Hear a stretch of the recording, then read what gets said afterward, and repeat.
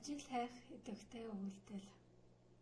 Ажилд орё гэсэн хүсэлтэй хүн бол оролдого хийж эхлэх хэрэгтэй.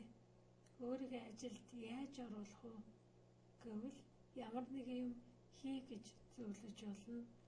Ямар нэгэн зүйл хийж эхлэхдээ л тэр боломж танд ирэх болно.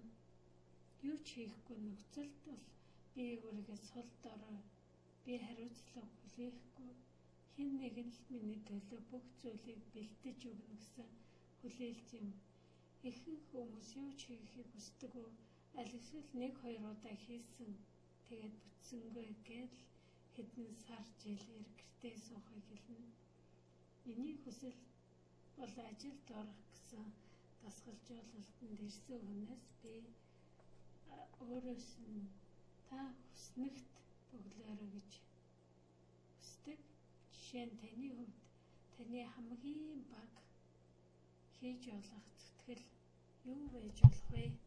24 цагийн дотор одоо та өөрөөсөө ямар зүйл одоо хийхэд бэлэн байна вэ гэх юм бол нөгөө хүн жишээ нь өөрийнхөө танилцуулгаа би бэлдэж чаднаа. Би танилтал бүх хүмүүсээс ажил сургалж оронтой байгаа эсхийг лавлж чаднаа гэж бичиж болно.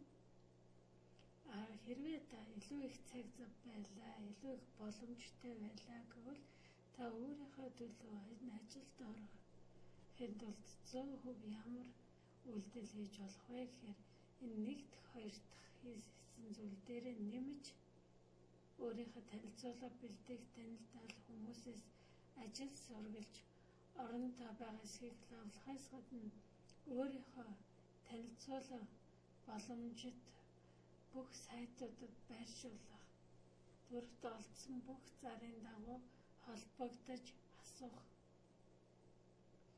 Зарим хүмүүс би заавал ажилд орох хэрэгтэй, би өөрийнхөө бүх чадлаа дайчлах хэрэгтэй гэж байгаа юм бол тэр бүр илүү их алхмуудыг жагсааж чинь. Жишээ нь өөрийнхөө танилцуулга бэлдээд танилтал хүмүүсээс ажил сургалж оронтой байгаа эсхийг лавлсан ч тэр ажил нь байхгүй бол дараагийн алхмуудаа хэмтэй өөрийнхөө танилцуулга боломжит бүх сайтад байршуулна, олдсон бүх зарийнхаа дагуу холбогдож асууна. Тэгсэн ч гэсэн тэр ажил нь олдохгүй бол дараагийнхаа алхмуудаа энэ өөрийнхөө танилуудаа ажил хайхад бүгдээр ингэ дайчлах, мэргэжилтэйгээ ойролцоо чиглэлээр ажиллах, аль эсвэл хөрвүүлэх боломжийг судлах, мөн туршилтын хугацаагаар ажилд орох. Энэ зүйлүүдийг удаа дараа давтамжтайгаар хийнэ.